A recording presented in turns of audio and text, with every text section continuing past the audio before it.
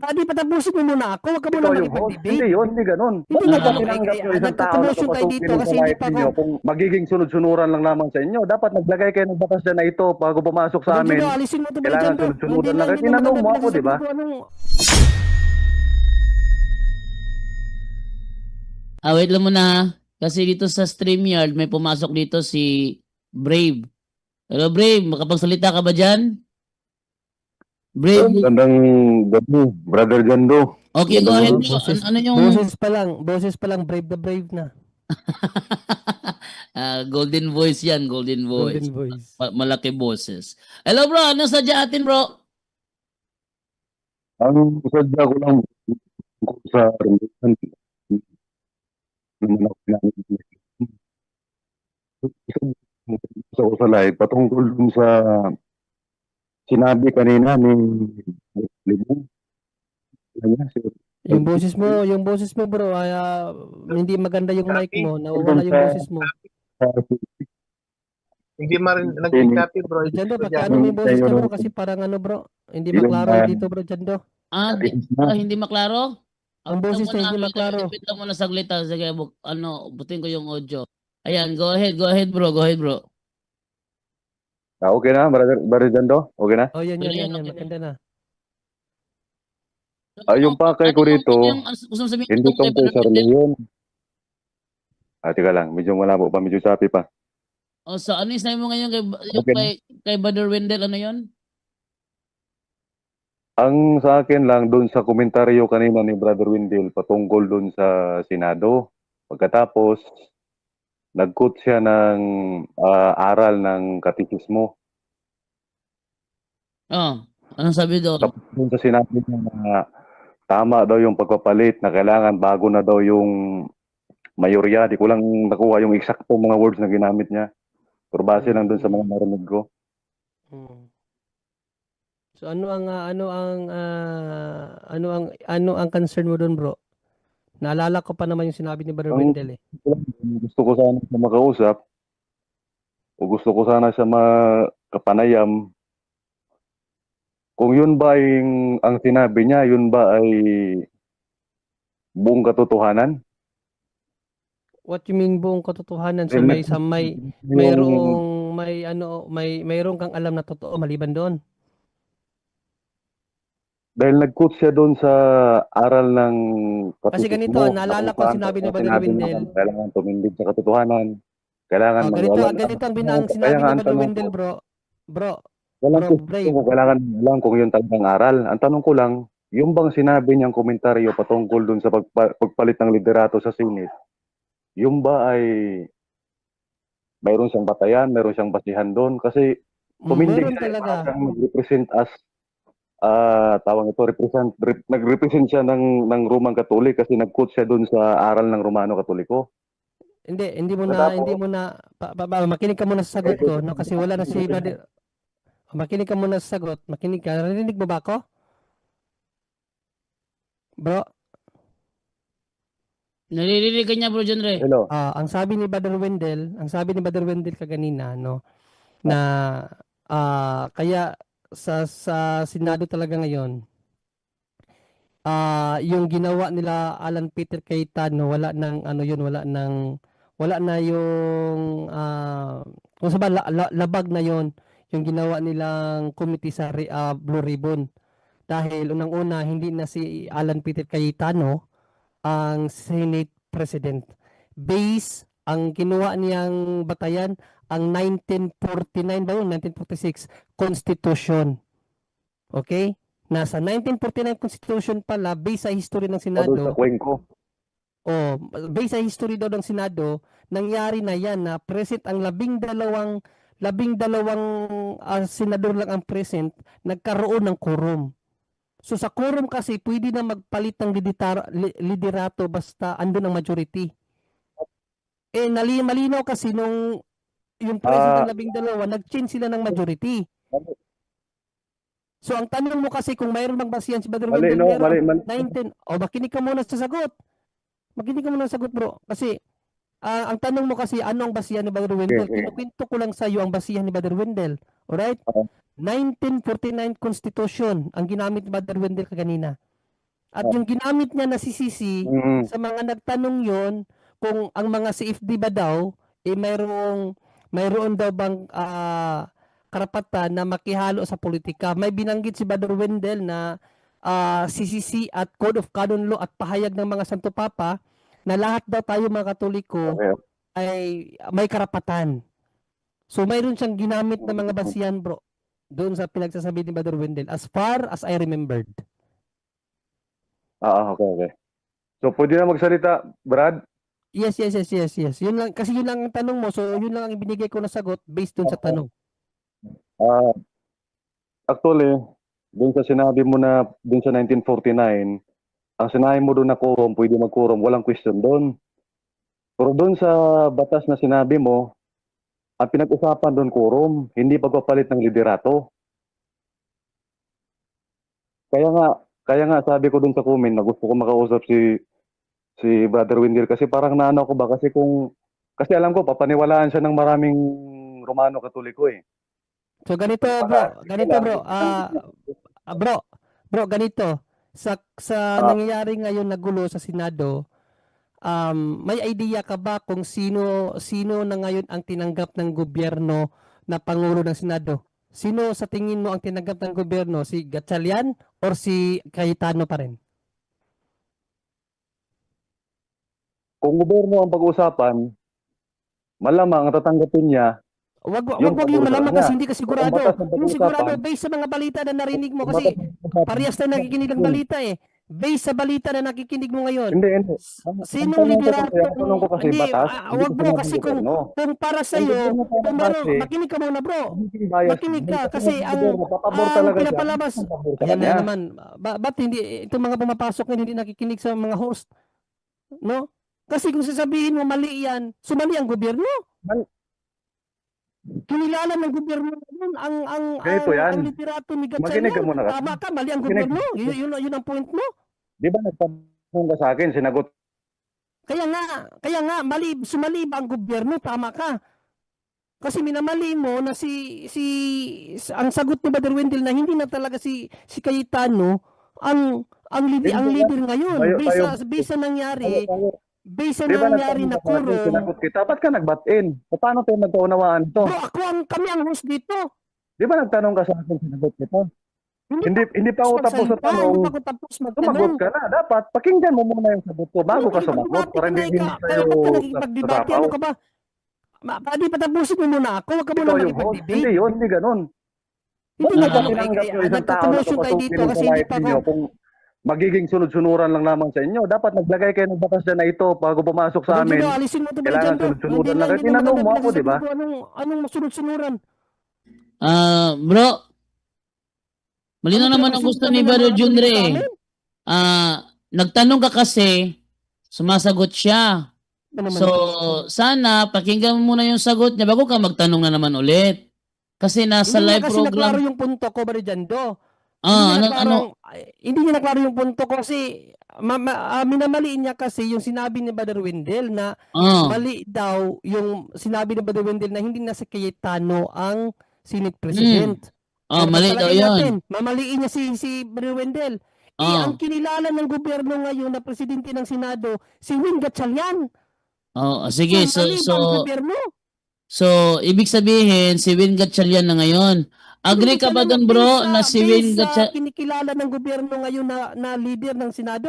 Si Win Sige. Gatchalian na. Wait lang muna. So, bro, agree ka ba doon sa sinabi ni Brother John Ray na si Gatchalian na ngayon ang pinalit doon, Dinas Cayetano? Agree ka doon?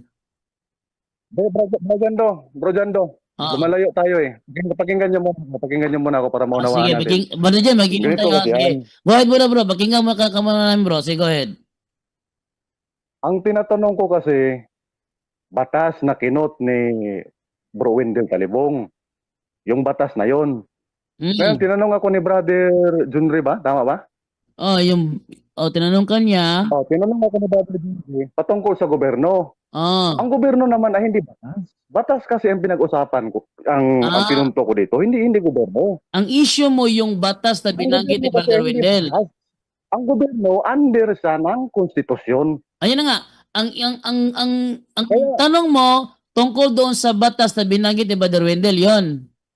Okay, Doon sa okay. batas na binanggit. Ang Huwag kang sabi lumayo doon sa gobyerno kasi ang sabi hindi ni naman Brother Wendell, sa gobyerno.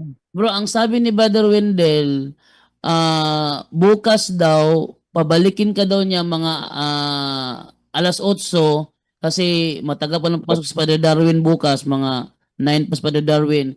Pwede ka ba daw na bumalik bukas ng alas 8 at kayo ang mag-usap patungkol sa bagay na yan? Sabi niya. Sige, sige. Mga anong oras, mga Saka, alas Brother 8 Jando, ng gabi, magbibigay lang ako Brother ng opinion, Brother Jando. Magbibigay lang Wait ako ng lang opinion. muna Jerry, wait lang muna Jerry. So, ano yung muna to siya, ha? Bro, okay ka bro, bukas bro, balik ka bukas. Okay ka? Gabi bro, gabi? Oh, bukas ng gabi, alas 8. So, si Brother Wendell lang makakausap mo. Sabi niya, pabalikin na lang niya kasi ngayon, tinabi ko sa kanya ngayon na, bro, may pumasok dito, tatanong about sila mo tungkol sa Senado. Ang sagot ni Brother Wendell, rosary daw sila ngayon. So, pabalikin ka na lang daw bukas. Okay ka bro, bukas. The same pa rin yung ano bro, Walang problema. yung StreamYard link na pinasukan mo, the same pa rin. Bro, may debate si Father Darwin bukas. Ay, may debate pala bukas si Father Darwin. Ano So, na anong, lang sa anong magandang dito? Anong araw? Monday night na lang. Martes si Bro Monday na, gusto pa rin. Monday Sa night, teka, Monday night, June 8. Walang debate ka ba doon, no? Sa 15 bro, pa yun si sa Bro akin, bro. Wendell 15 pa.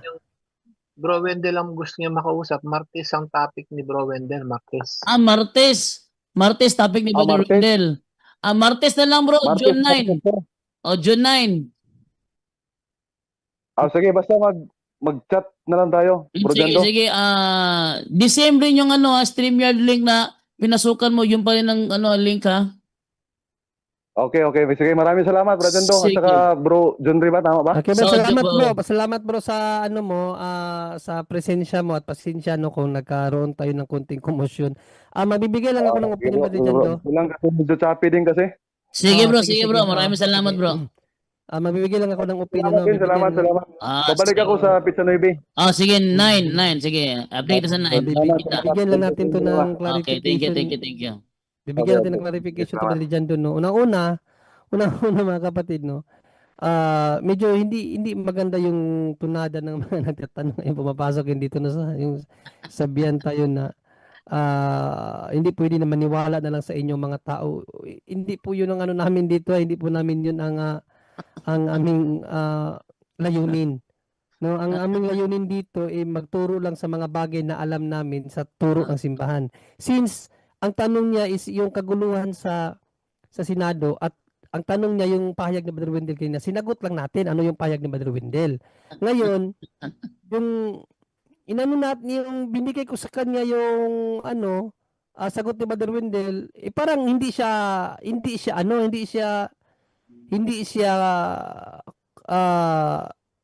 tawag yan, hindi ba siya satisfied? Kasi parang mayroon siyang ini-imply na batas. Kaya nga, kung hindi siya sang-ayon sa pahayag ni Brother Wendell, ngayon, ang gobyerno, kinikilala na si Win Gatchalian na leader ng Senado ngayon. Si Win Gatchalian na hindi na Bakit ba? Ano ba nangyari? Yung ba dahil gusto makipagsuntukan niya kay Zubiri, yung ba dahilan? Hindi, matagal na yun, Bro Jando, yung kay Zubiri. Matagal na pala. Ang kasi ang pinalagan ko yung sinabi niya na gobyerno yun pagdating sa gobyerno ay so anong ibig niya sabihin pala mali yung gobyerno, no? Mali pala ang gobyerno dahil daw ang gobyerno ay nasasakop daw sa batas. Yun na nga so kung ang gobyerno ay nasasakop sa batas, so tama yung ginawa ng gobyerno na kilalanin si Win Gatchalian na leader ng Senado. Yun naman pala Sayang, hindi ako makarelate, hindi ako makapasok. Manood ka kasi ng balita kasi. So ganito yan mga kapatid. Ganito yan. Ang magandang issue kaso nga hindi ako makapasok. Kasi national issue yan, Brother Jando, kasi ang gulo ng Senado ngayon. Actually, ang gulo ng Senado. Kaya kailangan natin talagang maunawaan din ang mga pangyayari ngayon sa Pilipinas kasi ano tayo ng Pilipinas, mga mga mamamayan tayo ng Pilipinas, no? Ang gulo ng Pilipinas talaga, ang pangit ng imahe ng Pilipinas dahil sa Senado. Kahit ano pang ah, with due respect sa lahat po ng mga DDS, no, ang punto por punto wala po itong pinapanigan na partisan. Hindi po partisan ang punto por punto, mga kapatid. To be clear lang, no, BBM man kayo or DDS man kayo, sa inyo po yan. Kahit Katoliko po tayo parehas, meron po tayong sariling pananaw, no. Ang tanong kaganina, gusto ko lang maunawaan nyo na tanong lang about sa pahayag ni Brother Wendell, sinagot lang po natin. Ano yung pahayag ni Brother Wendell since wala na si Brother Wendell?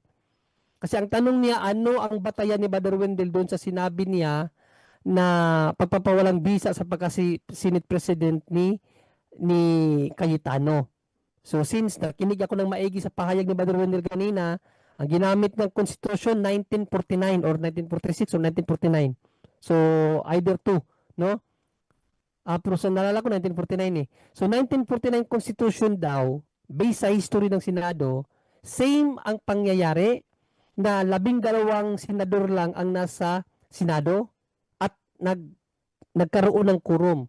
Pag nagkaroon kasi ng quorum, mayroon ng kapangyarihan yung present sa Senado na magdeklara ng all vacancy sa lahat ng inahawakang committee ng mga senador.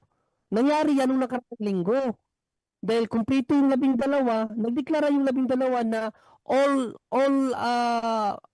committee vacant. Naging bakante ang lahat. Although, hindi pa nila binoto kung sino yung new SP dahil sa batas dapat 13 talaga, 12 lang sila, 13 lang. Pero it follows na po yun. Kaya nga ang kinilala ngayon ng simbahan, ng gobyerno na new Senate President, ipinahayag na ng Malacanang sino ang kinikilala nilang new Senate President? Si Gatchalian. Si Gatchalian na. Dapat makinig tayo sa gobyerno. Kasi biblically speaking, ano ang sinabi ng Biblia? O, basahin natin. No? Para magkaisa tayong lahat dito kasi hindi po ito biro na magkaroon ng conflict yung bansa natin dahil sa mga sariling leaders. So ano ba ang sabi ng Biblia sa pagdating sa gobyerno? Ang bawat tao ay dapat pasakop sa mga pinuno ng pamahalaan sapagkat walang pamahalaang hindi mula sa Diyos at ang Diyos ang nagtatag sa mga pamahalaang umiiral. Kaya nga, ang lumalaban sa pamahalaan ay lumalaban sa itinalaga ng Diyos at sila'y nararapat sa parusa. Ang mga pinuno ay hindi dapat katakutan ng taong gumagawa ng mabuti. Ang mga gumagawa lamang ng masama ang dapat matakot. Kung ayaw mong matakot sa mga namumuno, gumawa ka ng mabuti at parangalan kanila. Sila ay mga lingkod ng Diyos para sa ikabubuti mo. Ngunit kung gumagawa ka ng masama, dapat kang matakot dahil sila ay may kapangyarihang magparusa. Sila ay mga lingkod ng Diyos na nagpaparusa sa mga gumagawa ng masama. Kaya nga, dapat kayong pasakop sa kanila. Hindi lamang upang hindi kayo maparusahan, kundi alang-alang na rin sa inyong budhi, conscience natin. Yan din ang dahilan kung bakit kayo nagbabayad ng buwis. Ang mga pinuno ng pamahalaan ay mga lingkod ng Diyos at ito ang kanilang tungkulin. Tungkulin ng pamahalaan kung sinong liderato ngayon ang kikilalanin ng gobyerno. Ikinilala si Queen Gatchalian. Sabihin pa natin na mali yun. Gobyerno lang kumilala. O sabi niya, ang gobyerno under ng batas. O yun pala So ano ba ang sinunod na gobyerno ng batas? Kilalanin kung sino yung leader. Kung sino ang kinilalang leader ngayon ng gobyerno sa Senado. Si Queen Gatchalian.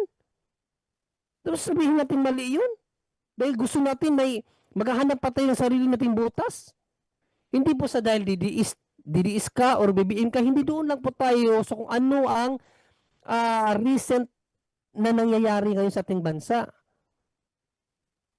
Ang recent na nangyayari ngayon, ang kinikilala ngayon ng gobyerno, dahil ipinahayag na mismo ng Malacanang sa pamamagitan ni Undersecretary Claire Castro, na ang kinilala nila ngayon na leader sa Senado Si Win Gatchalian na, Senador Win Gatchalian. So ba't pa natin pamamaliin yan? Malinaw na ang gobyerno eh. No? Higit pa ba tayo sa gobyerno? Wala tayong pinagkaiba sa protestante niyan. Protestante lang pero piling higit pa sa simbahan. Bro Jando. Sayang hindi ako makapasok. Agree si Brother Wendell kayong Petsa 9. So, ibig sabihin, hindi siya magta-topic, sila magdidebate. So, ikaw, moderator to ba, Brother Junre? Ha? Ikaw, Debate mag-moderator dito. Panggabi ako niyan next week bro. Panggabi ka? Ay, si Sa Lunes lang ako, present kasi holiday ko sa Lunes. Sayang si Brad Fred kasi Bro religious ka Jando, Brad Fred eh. magtatanong lang naman yata, di ba? Ang sabi niya dito, Jando paset ng debate para kay Talibong. Doon sa Ah, komento debate pa rin. niya, doon sa komento niya sa Senate kanina. Correction. Magtanong lang siya, hindi dapat i-debate yan kasi religious to, hindi Oo. Religious lang Politika talaga yan, bro. to eh. Religious. Politika yan, hindi pwede yan. Magtanong lang siya sa kung ano Magtanong yung lang siya pinahayag ni after Brother ng- Win, hindi debatihin. After topic sige, ni sige. Bro Wendell. After Ah. na topic ni Bro Wendell, bro. Sige. Sabi ko, ito na lang unahin natin, Brad Wen, itong ito na lang gusto niyo mangyari ni Brave na about doon sa pag-uusapan ninyo. Yun. Okay. Nandiyan Sabi pa ni pala si Brother Prado Erwin, Fred. balik tayo sa spiritual. Wag nang isali yung political sa Pinas. Hindi naman bro Erwin. We need to face the reality. Apektado tayong lahat dito. Apektado tayong lahat sa gobyerno natin eh. Sa nangyayari sa Pilipinas, apektado tayong lahat. Hindi natin pwedeng ipawalang bahala yan. Since tinanong, sagutin natin. Based lang din sa kung ano yung realidad. Okay, Ganun lang. so Hindi naman tayo partisan dito kapatid na Erwin. magtanong lang sana ako. Ano po ba ang opinion ng PPP about sa korupsyon na nangyayari sa bansa? Kailangan bang imbestigahan o hindi na kailangang imbestigahan? Tanong to ni Kailangan Erwin. talaga. Lahat po tayo, may karapatan tayong malaman ano ang totoo. May karapatan po tayong malaman ano ang totoo. No, kaya nga nagkakaroon ng hearing sa Senado. No, alam niyo yung hearing hindi po basta-basta po yan na parang naghi-hearing sila diyan.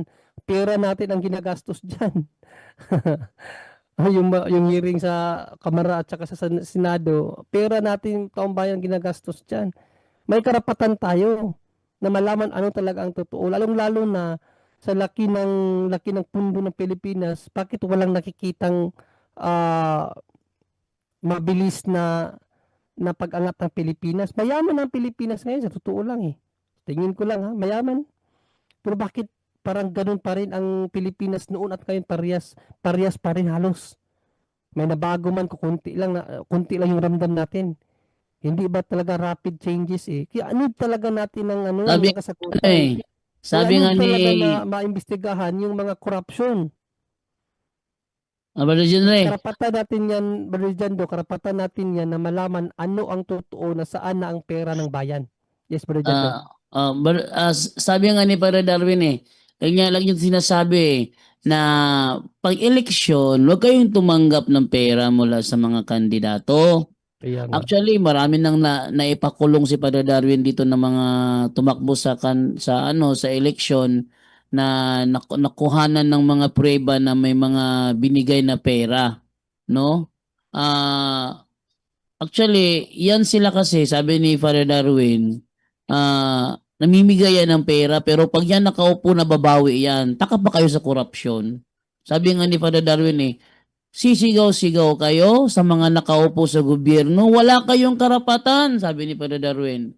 Wala kayong karapatan na magreklamo, kayo ang nagpaupo dyan. Kayo ang dahilan kung bakit nakaupo ngayon sa gobyerno yan, sabihin nyo, corrupt. Sino bang dahilan bakit nakaupo yan? Kayo. Binigyan lang kayo ng pera, tumanggap naman kayo. O, di ba? Yun ang sabi ni Father Darwin. Kaya, huwag kayong sabi niya, huwag kayong masyadong magreklamo sa mga nangyayari. Sisigaw-sigaw kayo. Wala kayong karapatan. Sa Bisaya pa, Brother Jando, mirisi. Tinanggap yung pera. Pag nagbigay ng pera, automatic na yan. Pag nakaupo yan, babawi yan. Siyempre, sayang naman yung pera pinamigay niya. Babawi yan. Kukuha na naman ng pera yan. Ready na for the next election na naman. Kaya, magtataka kayo, ba't may mga korupsyon? Kayo ang nagpaupo sa mga kurakot. O, sabi ni Father Darwin. Oh. Kaya kung gusto ninyo na mawala yung kurakot na yun, huwag na kayong tumanggap ng pera. Kasi ganito yan eh. Bibigay ako, malaki pera binibigay ko, syempre matutuwa kayo. Tinanggap nyo, kayo naman, makukonsensya naman kayo na ayaw nyong iboto kasi binigyan kayo ng malaking pera. Eh, iboboto nyo ngayon, nakaupo na yung nagbigay ng pera. Kapag nakaupo na yun, panahon na to. Marami ng mga flood control, yung mga ghost project, marami na yan. Labasan na ngayon lahat ng mga yan. Ano nangyari? Maraming pera. Ano nangyari doon kay Jinggoy? Di ko alam kung nangyari kay Jinggoy, kay Bong Nasa Revilla. kulungan na. Ano nangyari doon na proving guilty ba 'yon? Anong kaso noon? Nakitaan ng probable cause kaya nga nasa kulungan na eh. Ayun. So, iimbestigahan na. Hindi na makakalabas yun hanggat hindi maakusahan. Hindi mahatulan. Hindi pa guilty yun. Proven So, pa lang yan. so yan Hindi ang pa guilty, ang ibig pero sabihin ni hindi Father na siya Darwin. makakalabas. Kasi yung niya eh, yung ikinaso sa kanya, unbillable eh. Kaya nga maraming mga kandidato dito galit kay Father Darwin kasi sinasabihan niya na pag namigay kayo ng pera at makuha na ng picture yung pera pinamigay ninyo kasama yung inyong ano tawag dyan, mga flyers ninyo na vote, ganyan, yung mga og sa Bisaya pa, mangamang sa gabi gagapang sa gabi, yung mga ganun na yung napanood nyo ba yung sa Netflix na Untitled Balota? Napanood nyo yun? Si sino yun? Yung asawang Lingdong Dantes? Marian. Marian Rivera, yung pelikulang Balota. Panoorin nyo yung maganda yung based yun on real na pangyayari, pag namigay ng pera yan, babawi talaga yan. Whether you like it or not, talagang babawi yan. Namigay ng pera eh. Ilan ang boboto sa buong Pilipinas? Sa inyo palang mga lugar dyan, magbigay ng pera yan. Ilang taon pa yan Siyempre, babawi yan para the next election. Meron naman perang maipamigay. Huwag kayong magtaka kung bakit di nawawala yung corrupt sa Pilipinas. Okay, alas 10:50 na. So, alas 11:50 sa ilang Brother Angel. So, maghuling mensahe na tayo mga kaibigan. Sa mga mga nandyan sa mahilig makinig sa mga ako wala akong hindi ko nanonood ng mga balita kaya yan hindi ako makapasok. So, basta ito lang. Tanggapin nyo lang yung sinabi ni Father Darwin. Panahon, malapit ang election, 2027 yata? Tama ba? 2027 na next election? 28. 28. 2028, next election. Nakita nyo na kung anong mga nangyari ngayon. Huwag nyo namang ulit sabihin sa akin, ngayon darating na election, ang makakaupo, mga korap pa rin. Basta namigay ng pera, huwag nyo na iboto. Yun ang sinasabi ni Father Darwin. Pag namigay ng pera, huwag nyo nang iboto. Asahan nyo, babawi yan. Sabi ni Father Darwin. Yan ang sinasabi niya dito. Kaya nga kami na akabado sa laban ni Father Darwin. Hindi natatakot. Pati tayo bro, ipapakulong pagka tatanggap na hindi natin ireklamo. Diba? Mag-stand ka as a witness, pwede yan. Pero ibursa ko yung pera, yun. Kahit na ikumpisal mo pa yan, sa next na ikumpisal mo pa yan, tapos tatanggap ka pa ulit, invalid yung kumpisal mo. That's the point ni Father Darwin. Dami na bro, dami nang nakulong. Marami na naipakulong. Sabi ni Father Darwin, huwag niyo isipin na ako'y may galit. Wala akong galit sa inyo. I do this dahil sa love. Ginagawa ko ito dahil sa love. Mayroong illegal sa batas yan. Illegal sa batas sa magbigay ng pera para lang vote buying against sa batas yung vote buying. Kaya kung binigyan na kayo ng pera, wag nyo na lang iboto, automatic na yon. Tapos Politiko yung ang nagbigay ng ipakulong ni Oo. Father Darwin, bro. mga politiko, Brother John Ray, kami lahat kabado kami. Buhay pa si JC Becerra noon, kabado kami. Marami ng dun sa Valencia may sumisigaw sa labas. Hoy, Darwin, labas ka diyan. No, mga ano na mga death threat, mga ano. Tapos meron pa siyang yung nag-procession siya, ipinarada niya sa yung Blessed Sacrament. Tapos ang nakaratula niya is no vote buying. Ako, kami lahat kabado kami kasi hindi naman alam kung anong pwedeng mangyari. Basta yun lang. Marami nang naipakulong si Father Darwin ng mga kandidato dahil namigay ng pera sa eleksyon. Ang purpose niya dyan, pag may nasampula na, wala na sigurong uulit nun. Pag may umulit pa, kulong. Yan, kulong. So, ewan ko lang kung anong batas doon pag nahuli sa vote buying, kung makakatakbo ulit sa next election, di ko alam. Basta, ang alam ko lang, makukulong pag nalaman namigay ng pera. Illegal po yan, illegal. Tandaan nyo yan illegal yan. Nasa batas ng Pilipinas yan, illegal yung vote buying. Kaya walang nakukulong kasi walang nagsusumbong. Ngayon, Brother Darwin, magawa ng paraan para masampulan yung mga kandidato para wag nang umulit, ginagawa niya. Kami lang yung kabado rito. Okay, so yun ha. Sawa na ba kayo sa corruption? Wag na kayong tumanggap ng vote buying. Okay, huling mensahe na tayo ibigay kay Brother Romer muna sa Sibulan, Negros Oriental, Brother Romer. Okay, so kaya nga tandaan natin palagi na yung wala tayong lusot, no? Kung nagtagumpay man tayo dito sa mundo dahil sa palusot natin, pagdating sa langit, wala talaga tayong lulusutan. Kaya nga mag-ingat tayo sa pananalita natin sa mga kaparian. Kasi sabi nga ni St. Francis of Assisi, may kasalanan na pare at anghel na nasa daan. So sino ang uunahin ninyo na lalapitan? Sabi ni St. Francis, yung pare. Bakit? Hindi magagawa ng anghel yung ginagawa ng pare. Sabi ni Padre Pio, mas mabubuhay pa ang mundo na walang araw kaysa walang misa. So kapag inatake mo yung pare, directly talaga inatake mo ang Diyos.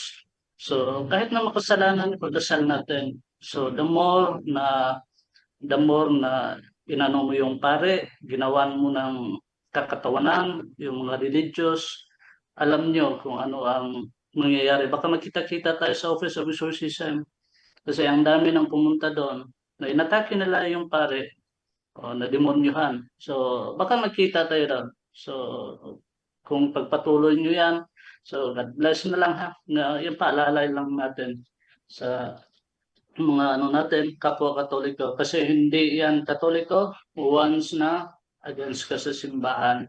So, yun. God bless us all. Good night and Ave Maria. Back to you, Brother. Sabi nga ni Father Darwin binigyan kayo. Anong ginawa niyo sa pera? Binili niyo ng bigas, ilang kilo. Naku, ilang kilo lang yan. Pero yung upo nila, ilang taon yan. Maghihirap ang buong Pilipinas. Kaya pili kayo sa ilang kilo ng bigas o sa ilang taon kayong magdudusa. Sabi nga dito ni ni Richel de las Verlas Benedicto, tayong mga tao ang affected sa corruption. Kaya magbago na kayo. Huwag na kayo tumanggap ng vote buying. Sabi naman siya, oy, taga Negros Oriental. Ako taga Neg Oriental din ako sa Sambuanguita. Ayan ha. Atin na may bigay ng mga ito naman tayo kay Brother Fred. Brother Fred. Ay, good evening. Good evening. Ayan. Tsaga ni Brother Fred, ah. Hindi, andito na rin naman ako eh. Pasensya na, hindi natuloy yung debate nyo, no? Kasi may nangyari kay Pastor Philemon. Pero kanina, sana, babasa na sana ako ng rules and regulation nung pumasok si Sister Carol eh. Kala ko magkakaroon ng debate. Sila ni Brother Angel. Pero ayos lang, nagkaayos naman. Wala namang problema doon. Siguro misunderstanding lang. Misunderstanding About lang yun. Misunderstanding lang. Pero ang hindi ko lang nagustuhan yung hindi niya kinaklaro yung stand niya. About naman dun sa sa boto kay Pap Brajando. Actually, yun ang kakaibahan dito sa Australia kaysa sa Pilipinas. Sa Pilipinas, ang daming nagrarally dahil corrupt daw yung mga inilagay nilang gobyerno. Pero actually, ang number one corrupt dyan, yung mga botanteng tumatanggap ng pera. Sila Lagay. number one ang corrupt. Dito kasi, pag nahuli ka ng police sa driving at nagpakita ka na magbibigay ka ng pera, didiretso ka sa presinto, ikukulong ka diretso. Sa Pilipinas, hindi. Pag hinuli ka ng police, hahantayin niya na dumukot ka ng pera para sa pang red tip, Areglo. diba? Areglo. Yun ang kakaibahan dito sa Kaya ang number one talagang corrupt sa Pilipinas is yung mga botante na tumatanggap ng pera. Kaya wag nilang sisisihin yung mga corrupt na naging corrupt dahil din sa kanila. So sana matuto na yung mga Pilipino. Anyway, hindi na naman ako nakakaboto, kaya lang yun lang ang comparison ko between dito sa Australia at sa Pilipinas. Kaya dito hindi masyadong yung corrupt. Hindi ganun ka talamak siguro. Tama yung sinabi ni Father Darwin na pag may nagbigay talaga sa inyo ng pera, tinanggap nyo, kayo na talagang number one corrupt kasi tumanggap na agad kayo eh. Diba? So, yun lang. Anyways. Kumbaga, wala kayong karapatan na magreklamo sa amin kasi tinanggap niyo yung mga perang binigay namin, parang ganun. Yan, exactly. Diba? Dapat ganun eh. Diba? Dapat sa umpisa, botante pa lang, dyan pa lang nag-uumpisa yung pagbabago ng corruption. Pag nag-umpisa yan dyan, believe me. Kasi ang corruption kasi, ang corruption kasi, o ano mo yung definition ng corruption, hindi man yung mga nasa nasa gobyerno lang yan. Corruption, lahat ng sistema, lahat ng kasali sa sistema. Kaya kung tumanggap ka ng pera, kasali ka sa sistema. So, ikaw din corrupt. Yun, talaga ganun mangyayari doon. So, nag-start sa yung corrupt hanggang sa pataas ng pataas yan. Anyway, salamat. Good evening po sa lahat at maraming salamat at maraming natutunan kami dito ngayon. At salamat kay Brother Angel, Brother Ramel, Brother Jando, at pasensya na kay Brother John Ray sa handang-handa pa naman siya. And, bro. next time, i-confirm ko kung kailan tayo matuloy ha. Bro, sige bro. Okay, good night sa lahat and to God be the glory. God bless all. Okay, at ibigay na ngayon kay Brother John Ray naman. Brother John Ray? So, papuri pa sa salamat sa Diyos sa kanyang kadakilaan at again, humihingi ulit tayo ng dispensa sa mga hindi mapigilang emosyon. Ano? We're just human. Kaya talaga, pagdating talaga sa kanyan, babagsak talaga tayo. Pero sana magbigay ng aral sa atin 'yon, no? Yung mga nangyayaring kamalian natin dahil ako naniniwala din po ako na yung mga tawag dito, yung mga kamalian natin, daan yan para tayo ay maging perpekto. Dahil nobody's perfect nga eh. Ang problema kung hindi tayo marunong tumingin sa ating kamalian. No, kung hindi tayo marunong makiramdam sa ating kamalian at hindi natin binabago yung ating kamalian. So yun lamang po ang problema doon.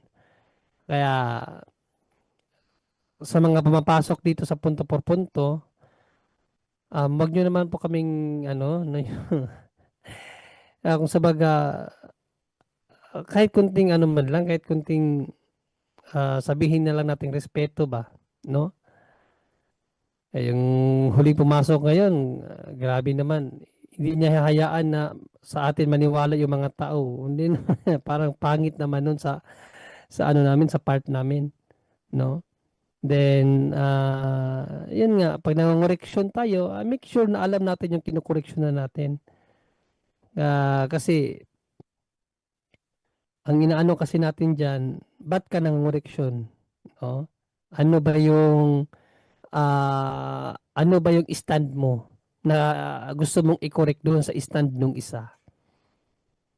So, pag tinanong tayo, ito ba yung stand mo? Be responsive. Hindi po yung sabihin mo lang na mali yung term. Hindi po mali yung term kasi kabaliktaran lang yun sa stand ni Angel. No? So sana matuto po tayo sa mga bagay na ganito, mga kamalian, hindi naman po hindi naman po kayo lang po nagkamali, lahat naman po tayo nagkakamali eh. No, pero wag nating i-personalin, wag nating dibdibin, no, mga kapatid, dahil yun nga ang isa sa aral ng Bible, wag mong ipaabot ng 24 hours yung ah, relasyon mo sa iyong kapwa na hindi na maganda. Yan. So, happy Sunday po sa lahat dahil 12:03 na po dito. So, happy Sunday to all and see you tomorrow. Same time, same place sa debate po ni Father Darwin. God bless po sa ating lahat. Back to you, Brother Jando. Okay, thank you sa iyo, Brother Junre. And then ito tayo ngayon sa kay Father Darwin muna saglit. Father Darwin, paso. Hello mga kapatid, magandang araw po at dahil napalawak din natin yung through social media, marami nang pumapasok sa seminaryo at walo po yung lumapit sa atin na magpatulong ngayon lang na school year. At merong diocesan, maraming diocesan at meron ding mga religious po. At ang problema nila ay financial help. At sabi nila, Father, tulungan mo kami. At sabi ko sa pasok lang kayo doon. Dalhin nyo lang yung pangalan ko. At ang Diyos is a great provider. So meron tayong, sana matulungan natin sila. Meron kayong biyaya, pwede kayong mag-share any amount po para sa financial support ay magampanan natin at marami pa tayong matulungan na papasok sa seminaryo po.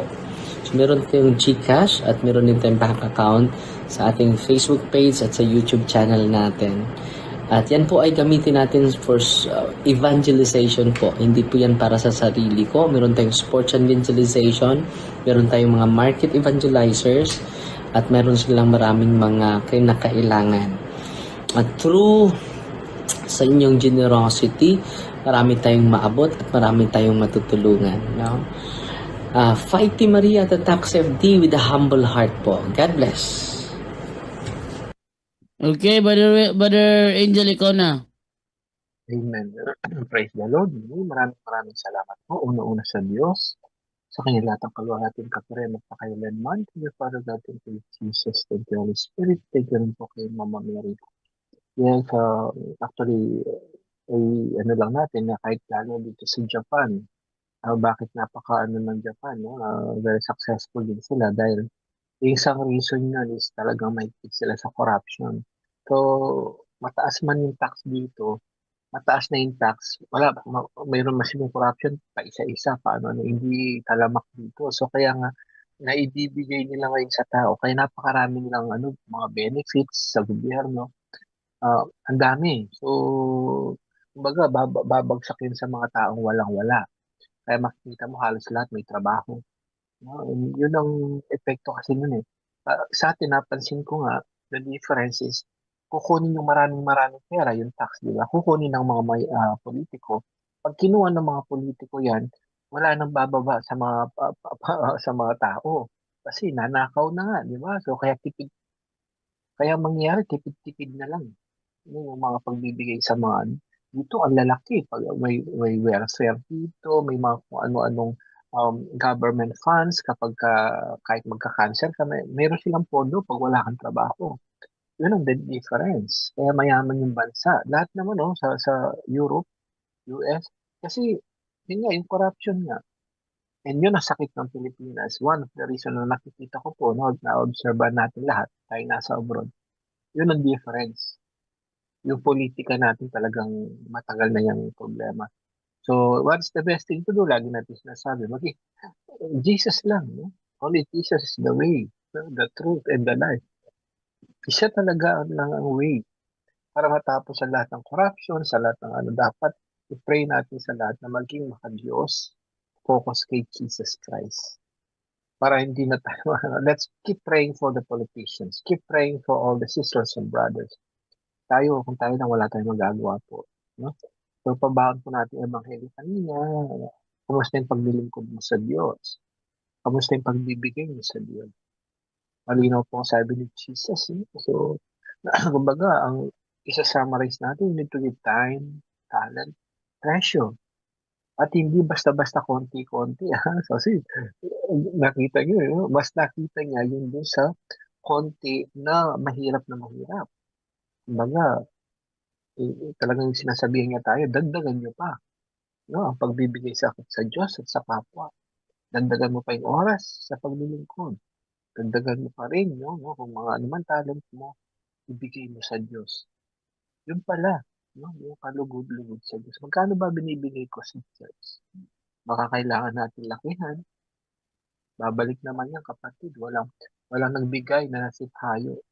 Pag nilaki mo yung binibigay mo, nakikita ng Diyos yan. Babalik yan, sisipiglig at umaapaw pa. Di man sa pera, physically, plus yung solution sa problema, nandiyan agad. Ako, subukan na po yun. Kaya sana kung may, magbigay tayo ng marami-rami pa para sa Diyos, para sa kapwa. Amen. Yun lang po. May marami tayong natutunan ng gabi ito. To God be the glory. Salamat po. Back to you, Bro Jando, and good night, everyone. Apo, Okay. bago yan, Barijando. meron lang ipakita, Barijando, Ano yan? bago yan.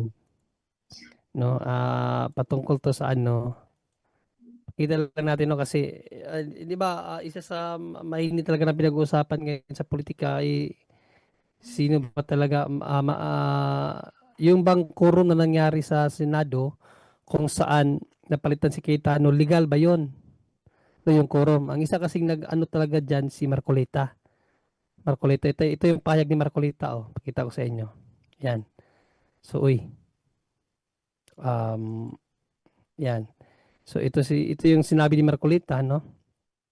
Kahit bar flanker, kahit hindi pumasa sa bar, ay maintindihan na hindi tama yung mga sinasabi nila. Sino yung sinasabi nila dito? Yung mga nagsasabi na yung nangyaring Senate quorum is valid yon. Kasi doon kasi nangyari na napalitan si Cayetano, no? Sabi niya, mali daw ang nagsasabi na valid yung nangyaring quorum. Sino bang nagsabi na valid yun? Mga nagsabi, si Drilon. Ano ba si Drilon? Former Senate President. Sino pa? Former Supreme Chief Justice Adolfo Acuna. Sino pa? Former Senate President Top Notcher 1990 Bar Examination Coco Pimentel. Sino pa nagsabi? Ito, sino to? Pangalan nito. Father Aquino, hindi ko mabasa yung pangalan, isang pare, no? Hindi ko alam anong niya, hindi mabasa masyado. Ito naman, Attorney John Moho, no? Isang UP College of Law. Tapos ito naman si Attorney Howie Kaliha, Professor of Law. And then Attorney, isa pang attorney, ano naman to siya? Former Dean ng Far Eastern University of Law. So yan po ang mga nagsabi na valid yung nangyaring Senate quorum na 12 lang ang ang mga nagpunta. Tapos tayo, mga ordinaryong tao lang, nawala man tayo, hindi nga tayo mga, tingnan niyo yung mga ano yan, mga naabot na mga yan. Lahat po sila nagsabi na valid yun. Tapos tayo, mga ordinaryong Pilipino, sabi natin hindi valid. Mayroon pa tayong pasabi-sabi na batas-batas. Ano ba yung mga yan? Hindi ba nila alam yung mga batas? Bakit ba kasi sinasabi nilang hindi valid? Ano ba reason? Kasi nga hindi na si Cayetano ang Senate President. May kinalaman kasi yan sa tawag dito yung sa Blue Ribbon Committee. Tapos sa darating na impeachment, may kinalaman yan. Ba't tinanggal si Cayetano? Pinalitan nga siya gawa nga nung nagkaroon ng gulo sa Senado, yung nagkabarilan, yung gustong ipahuli si De La Rosa. Ayun ang yun ang dahilan ba siya pinatanggal? Kaya Sino napatanggal? Siyempre, mga kasamahan nila doon. Marijante, manood ka ng balita, wag po. Ay, Alam nako. ka rin sa balita, Marijante, kasi hindi pwede na pagdating sa issue ng Pilipinas, wala tayong alam. Pag nagkabumbahan ako, ewan ko na lang. Ikaw ang siguro pag may deklara ang gobyerno na gigirahin na tayo ng China, tulog ka pa, kami nasa bundok na.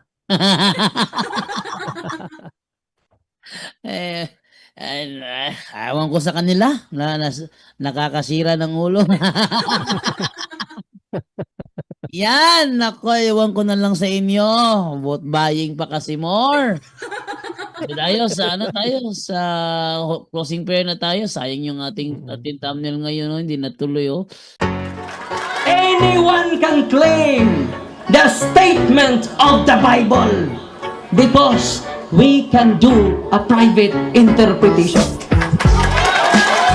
Kining ako mga kaigsunan nga gipabarog nga usa ka haligi nganong matuod ang simbahan tungod kay gitukod ni Kristo. Dili tungod sa pagkamabasa, dili tungod sa karakter, dili tungod sa ngan, usara ang haligi nga kung ipabarog nganong nahimong tinuod ang simbahang Katoliko, way laing rason tinukod sa atong Ginoong Hesus Kristo.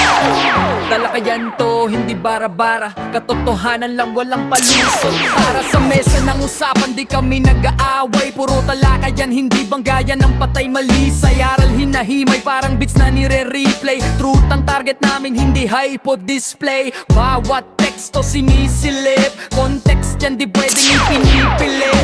Doctrine na solid, hindi fake, hindi boses ng Diyos, di namin gustong i-credit.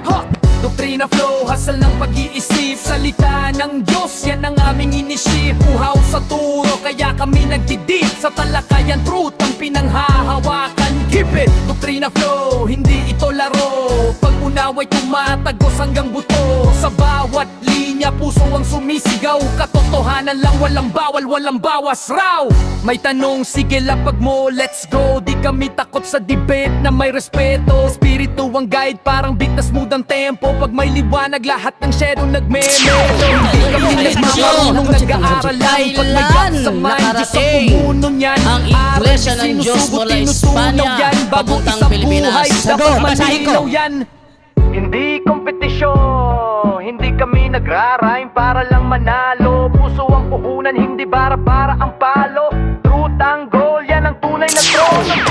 Doktrina flow, hasal ng pag-iisip, salita ng Diyos, yan ang aming inisip. Uhaw sa turo, kaya kami nagdidip sa talakayan, truth ang pinanghahahakan. Keep it, doktrina flow, hanggang dulo go. Liwanag ang bit-bit, hindi ego.